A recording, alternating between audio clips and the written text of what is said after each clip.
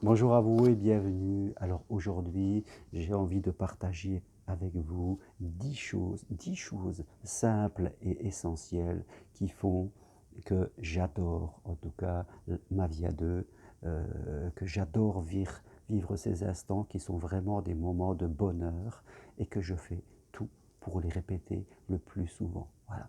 J'ai envie de vivre heureux dans mes amours et surtout de ne pas vivre de la médiocrité. Il ne faut pas me parler de médiocrité. Je la laisse là-bas, je n'en veux pas. Je fais une barrière entre la médiocrité amoureuse et la vie que je veux vivre. Alors, quels sont ces 10 instants les plus simples qui font que voilà, vivre à deux, c'est quelque chose de magique. La première des choses, se retrouver le soir sous la couette, alors que peut-être la journée, on a passé plein de moments où on était dans nos activités, mais on sait que ce soir, on se retrouve là-haut, dans notre lit. C'est vraiment quelque chose d'exceptionnel, de somptueux, et j'adore ces instants. Deuxième chose, oui, nos petits matacala, quand on se réveille avec la personne qu'on aime à côté, et que ça se répète tous les jours, que ce soit l'hiver, l'été, l'automne, qu'on soit en forme ou en méforme, la personne avec qui on est bien est à côté de nous quand on se réveille, ça c'est quelque chose de magique, quoi. Faut bien le reconnaître, hein. Troisième chose, eh bien, ce sont nos petits déjeuners. J'adore nos petits déjeuners parce que on, on partage, on discute, on fait des choses, qu'il soit chez nous, quand on part au week-end. Donc, le petit déjeuner est un moment que j'adore vraiment tout à fait particulièrement. Quatrième chose, eh bien, nos petites siestes improvisées, oui, un couple, il faut toujours que ça reste un peu fun et il nous arrive très régulièrement de faire des siestes.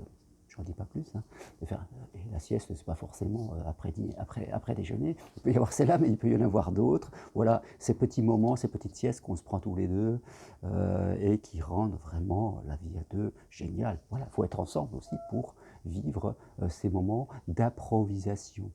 Euh, Cinquième chose, nos apéros aussi sensuels. Parfois, on est là, hein, on se boit un petit verre tous les deux, on se met des petits gâteaux apéritifs, voire on se fait un petit dîner, je dirais un apéro-dîner. Voilà, on se crée ces petits instants, en regardant un film, n'importe quoi, ou en discutant. Ce sont vraiment des instants qui sont vraiment superbes.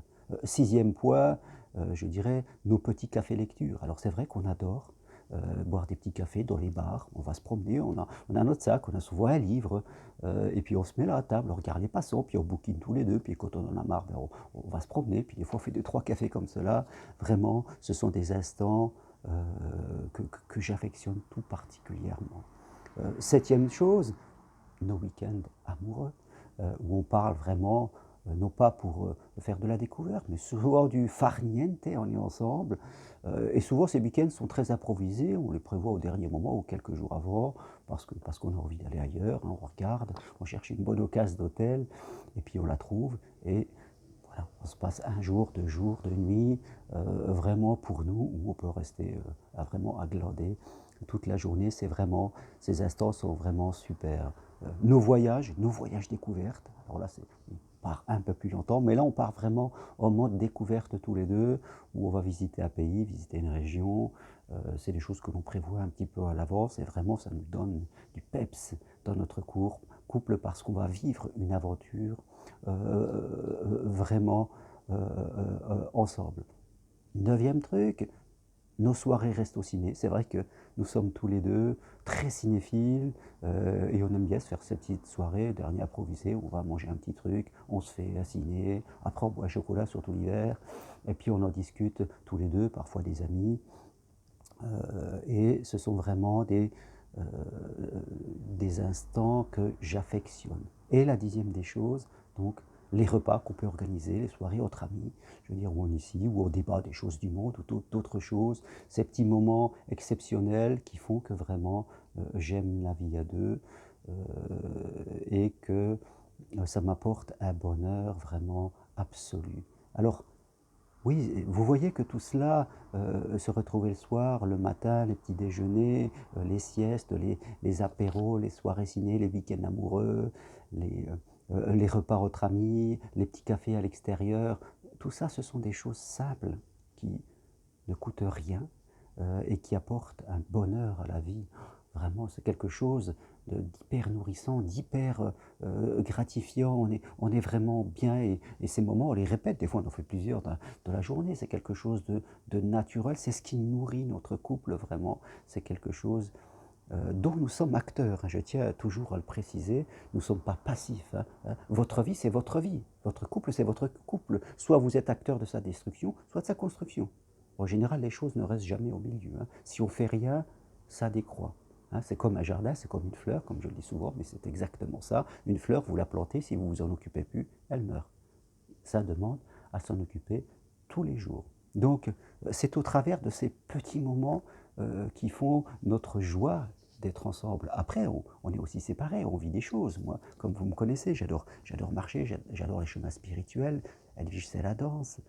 Mais on se retrouve au travers de tous ces instants qui font qu'on les apprécie. Et quand on a été séparés, eh bien on les apprécie encore plus, parce que quelquefois, pour apprécier quelque chose, il faut en être un petit peu séparé.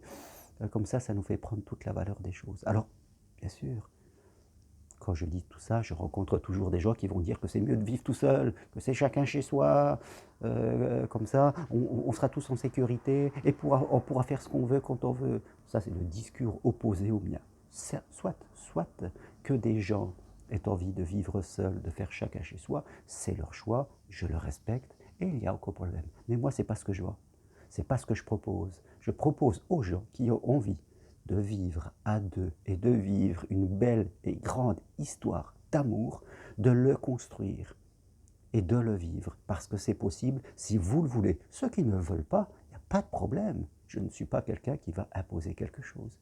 Donc, je parle à ceux qui veulent le vivre et qui peut-être pour l'instant soit ne le vivent pas, ou soit le vivent pas assez bien. Alors si vous avez envie d'aller plus loin, prenez rendez-vous avec moi et on en discute ensemble, parce que souvent, c'est dans sa tête qu'il faut changer les choses, parce que c'est la solution et le problème sont dans notre tête et dans notre façon d'être, peut-être dans nos croyances, dans nos peurs, dans ce qu'on nous a éduqués. Mais si on change un petit truc là-dedans, toute la vie change. Croyez-moi, c'est comme cela. Voilà ce que je voulais partager aujourd'hui. Si vous avez envie d'aller plus loin, allez faire un tour sur mon site germainroncari.com, prenez rendez-vous avec moi, écrivez-moi à l'adresse roncari.g@gmail.com. Je me ferai un plaisir immense de vous aider à être mieux dans votre vie amoureuse. Très belle journée, à bientôt. Au revoir.